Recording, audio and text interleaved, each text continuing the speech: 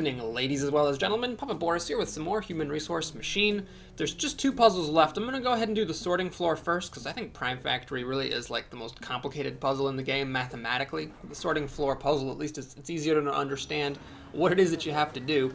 So in this puzzle, we're going to be given a list of 0 terminated strings, and we got to output them in order from smallest to biggest. So it's kind of like the sorting puzzle that we just did, except that there could be more than 3 things in a packet of data. So for example, for this one, we'd have to output 37, then 43, then 94. You don't use the 0, it's just to indicate when the string ends. Note that there are letters here as well. What this mostly means is that you can't retrieve your input after doing a subtraction by doing an addition, because obviously you can't add letters to numbers. So the presence of letters isn't that significant, but it does make sure that you are forced to use a dedicated input variable. This code here, what that'll do is it'll put everything out on the floor up until you hit a 0, but I'm not actually going to do that because I think that's probably like setting someone up for selection sort, and I really couldn't figure out a good way to do it, so I'm going to use a modified version of insertion sort, or perhaps it really just is a type of insertion sort. I don't know if it's right to call it modified, but I'll be using insertion sort in this video. So if you don't know what those terms mean, don't worry, I'm going to go ahead and explain them now. We'll do a series of diagrams on the floor before we get started. So let's say you have your input. Let's do something like 4, 3, 5, 1. All right. So what selection sort does, this is the algorithm we won't be using, but if you want to try it, you know, this is one way that you could solve this puzzle, and it might be better than the way that I did. You just put out your numbers, 4, 3, 5, 1, and then you like basically look at your first spot and you're like, okay, which number is the smallest number that I have? And you go along until you find the smallest number. Oh, it's the 1. Okay, so then what you do is you swap the 1 with the 4.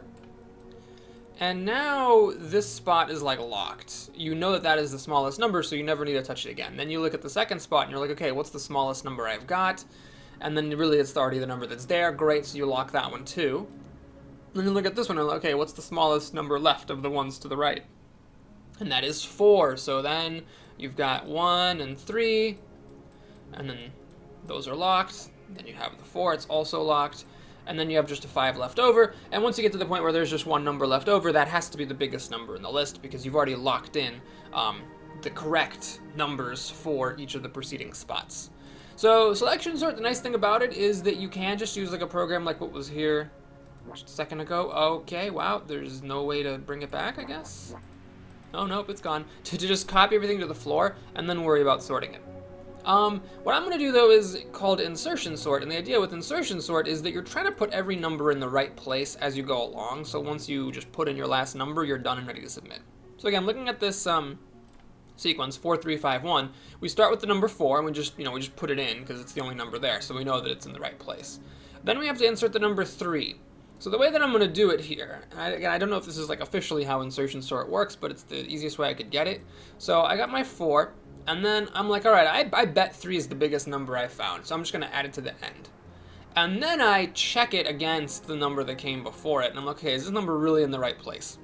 And I'm like, oh crap, it's totally not. So what I do then is I move the 4 over, and then I try to put the 3 here. And I check it against the previous number to see if it's in the right place. Oh, well, actually, there is no previous number, so that means this is good. So 3, 4 is totally legit. Then I have to put in my 5. So again, I'm going to add it to the end and just optimistically assume it's in the right place. I check it against the 4. Yes, it's bigger than the 4. Great, so this is all cool. And then finally I add the 1. So I've got 3, 4, 5. I stick a 1 up here, and I'm like, all right, is 1 the biggest number I've ever seen? I check it against the 5. Uh-oh, it's totally not. So what I have to do is I have to, move the 5 over. And I'm like, okay, well, surely 1 is the biggest number, and it belongs there. And then I check it against the number before it. Whoops, that's not true either. So then I, leave a spot here, slide the 4 over, and then I put the 1 in here. All right, well, it's got to go here, right? Right, guys? No, it's still bigger than the 3. So I have to slide the 3 over. And I'm like, damn, this is taking a while. So I stick the 1 here, check it against the previous number. Oh, there is no previous number, so that means it's good. And then voila, there is my sorted list. So this, as you can see, is really, really great if your new number is bigger than all the previous ones that you've seen. So basically, like, the closer that the list is to being in the right order already, the better this algorithm works. But if the list is in reverse order, then this algorithm is totally terrible. Selection sort's kind of a middle ground type of thing, where no matter how well sorted it is to begin with, it's always going to take about the same number of steps. But again, I couldn't figure out a good way to do selection sort in assembly, so that's why I'm going to be doing this. Okay, so what I'm going to do is I'm going to call this 0, because it's always going to be a 0, and I couldn't figure out a way to do this with any less than 4 variables. Just a bit embarrassing, but such is life, and it was good enough to meet the benchmarks, so whatever. So we're going to have our input variable. This is like the newest number coming in. Then these next variables are going to be addresses. I'm going to call this current. I don't know if it's the most apt variable name or not, but this is basically the number that I'm checking against. So basically, like, when I'm in this situation here where I've already put in a 4 and a 3, and I'm adding, or that's not in order, and now I'm adding like a 3, 5 right here, the address pointing to the 5, that's the current address. That's like the address of the number that I'm currently checking against. There's also going to be a new variable. New is like the spot where I'm trying to put in the new number. So let's put that in here. New. Now having these two isn't enough because we also need to remember like where the end is. New will always start out being the same as end, but new will slide backwards, whereas end will not. So I want to explain this because it's really important to how the program functions. Basically, right now, new and end are both pointing to this place, and then current is pointing to this 5. Now I check the 3 against the 5, and I'm realizing, oops, it doesn't work. So what I do is I slide the 5 over here, and now the end is still this spot, because like this is still the end of my string. Like that's still where end is pointing, but now new is right here, and current is right here. So you can see that current and new both slide 1 down, whereas end is always going to stay at the end. This is why I couldn't figure out a way to do it with any less than 3 variables. You have to remember where the ending is. You have to have like a address dedicated to where you're trying to put the new number in, and then you have to have a variable dedicated to the address of the number that you're checking against. So all those are needed in addition to the input variable. Anywho, we're going to go ahead and start to take our first number. Now the nice thing about the first number is always just going to be able to go right there. So I could just copy it there, or you could copy like that, because this place is 0. So I'm just basically going to put it in the leftmost place. Then what I'm going to do is take the number 0, so not the address 0, but the actual number 0, and I need to start my variables. So current is 0, because like I have one number in the list already. Once the second number comes in, then the previous number was going to be my current variable, the one that I'm going to be checking against. New is always going to be 1 bigger than current, so I'm going to put it to new and bump new up to 1. And then end always starts out the same as current. Excuse me, end always starts out the same as new, and then end stays there, whereas new might slide backwards. Okay, so that's kind of our setup here. We're going to have 0, 1, 1, and then the first number is already in the list. Okay, now it's time to take our second number. So this is where the algorithm actually starts. We take our second number. Real quick, if the second number is 0, then that means that we have reached the end of the string, so it is time to submit. And I'm not going to write this yet, although it's very, very easy, because I really want to explain how the algorithm actually works before we do the submission. So if the number is not 0, that means that this is an actual new number that we have to figure out where in the list it's supposed to go. So the first thing that we have to do, because we do have letters, is we need to save this number into the input, because we really do need to make sure that we hang on to it before we start to do our comparisons, which require subtraction.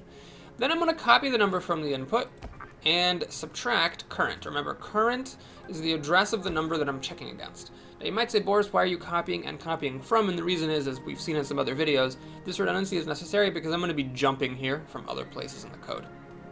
Now, if the result is negative, that is bad, because that means that the new number that I have just added is in the wrong place and shit needs to happen.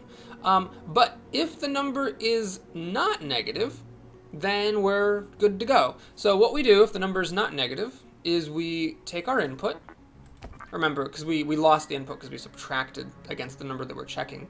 So we take the number back, we copy it to the new location. New is always going to be pointing to the place where I am inserting my new number.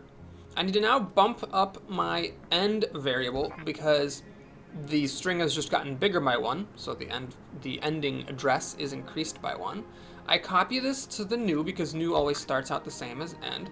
And I also copy it to current, but I have to bump current down by 1 because current is always 1 less than new. So again, to reiterate, if like this is where I'm trying to put the new number, then the number that I'm going to check against to see if that is the right place or not is going to be 1 to the left, which is 1 lower than 3, 2. Okay. After I do all this stuff, basically I'm ready to take my next input. So I'm going to jump here, because I've basically got all my variables all set up, I've put in my new number, everything is as it should be, and I am ready now to just take the next input from the string and keep on trucking. Okay, so there's two major things I've left out in this algorithm. One is what happens if I actually hit a 0, the submitting code, and then one is what happens if it's negative. Now the submitting code is pretty easy, so I'm going to do the negative code first, because this is, a very, very important part of the algorithm. If it turns out that I've put in a new number and it's in the wrong place, so just to give you another example, I stick a 2 in here, and I check, I do the subtraction, 2 minus 3 is negative 1, whoops, it's negative, so it's 2's not in the right place. What do I have to do? Well, what I have to do is I have to take this 3, and I have to slide it over. And then I need to try to put the 2 in here. So my new address, which used to be this, now needs to be this, so I have to subtract it by 1. My current address, which used to be this, now needs to be this, so I subtract that by 1 as well. And then I go back to the process. I repeat the process where I copy my input and check it against the current number being checked. So, how do I actually do that with code? Well, it's not too bad if you understand the algorithm. What I do is I copy the current number, which it turns out is, not in the right place, and I copy it to the new location. So again, to illustrate, in this situation, I copy my current number, and I write it in the new location. That was a really great drawing, super useful. Where can I get rid of it? Thank you. After I copy it to the new location, I have to bump the new address down, that's the wrong thing, by 1. So now, where new used to be here, it is here instead. After that, I copy that to current and bump that down by 1, because of course current always needs to be 1 smaller than new. And at this point, where I jump is to here. So now I copy my original input and I check against the current address, which has been made smaller by 1, and I'm trying to put it into the new location if it's the right place, which also is smaller by 1 than it used to be. You might notice there's one thing I'm missing here, which is how do I know when I've hit the left end of my list? How do I know when I've hit the end? And I no longer need to check. And that's what will happen if the new number is smaller than all the ones that are already in the list. Well, what we do with that is we check here if this is 0. Because if I bump new down and I realize the place I'm trying to put the new number is 0, that means it's actually the correct place. So what I do in that case is I go to the part of the code where I basically submit my number, or not submit, I put the new number in its place, which is here. So I copy the input, put it to the new address, which is 0 in this case, bump up the ending, and so on, do all this stuff. So now everything is basically all set, actually. It's kind of surprising, but this will take care of putting everything into the list in its proper place. The only thing that we haven't done yet is right here. How do I submit? So to do that, it's not too bad. Basically, when I reach here, I'm going to be holding a 0 in my hand. So I'm going to copy it to the current. I'm now going to use my current variable as the variable that I'm reading back the string with. I'm also going to copy the 0 to the end. There might be a way to avoid doing this and save a couple of steps, but this is just the easiest way. I'm literally going to put the 0 down on the floor, and then as I read the string back, which remember it's in the correct order already because I've been sorting as I've gone along, once I hit a 0, then I know I'm done. So now it's time to submit my stuff. I copy from the current address. If it's a 0, that means I've submitted my entire string, so I go all the way back to the beginning and take the next string. If it's not 0, that means it's a legitimate output, so I output it. And then I bump up the current address by 1 to read the next number, and we go back here. So I keep on copying and outboxing whatever's in my string until I hit the number 0. So that's the algorithm. Let's go ahead and take it, step at a time. So 94 is the first number, so that's all good. I can just put it in. Now I'm going to set up my variables. So current is 0. This is the current number I'll be checking against. New is 1. This is the place where I'm trying to put my new number. And end is also 1. This is the end of my string. So now I take 37, and I would like to put it right here. I'd love to do that. It's not 0, so I keep on going. So I save my 37, copy it, I subtract, and I see it's negative. Well, butts on a cracker. So what I have to do is I have to take my 94, slide it over 1, bump new down by 1, and here I'm holding a 0, which means the place I'm trying to put my new number is the end of the list, so it must be the smallest number ever. So I take my 37, stick it to the end of the list, bump my end by 1 because now the end of the list is here. Copy that to new because new always starts out the same as end. Copy it to current, bump that down by 1 because current's always 1 to the left of new. And then we jump to our next input. We take the number 43. This is actually a really good example because it shows how different parts of the algorithm work. So I take 43 and I subtract 94. It's a negative number, which means I'm not done. So I take 94, slide it up by 1, change all my variables, except for end. End's still the same because 2 is still the end of my string. Then I take my 43 and I put it and I subtract 37. I'm basically seeing if this is the right place to put the 43. And it is because I get a positive value, so I don't need to do any swapping. All I do is I take my 43 back, copy it to the new address. Now I've made an addition to my string, so I bump the end up by 1, copy that to new, copy that to current, and bump current down by 1 and take my next input. Alright, here we have a 0, so we're done. But I am actually going to write the 0 down to the end of the string so I know when to stop reading. I take my 37, outbox it. Take my 43, outbox it. Take my 94, outbox it. Alright, I bump the current address.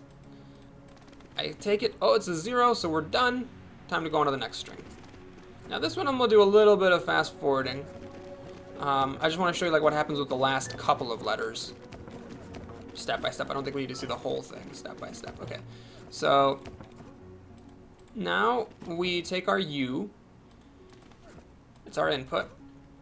And we subtract the current number. It's positive, so that means that the new letter I saw was in fact the biggest letter I've ever seen. So I just take the U, stick it to the end, and then I'm good to go.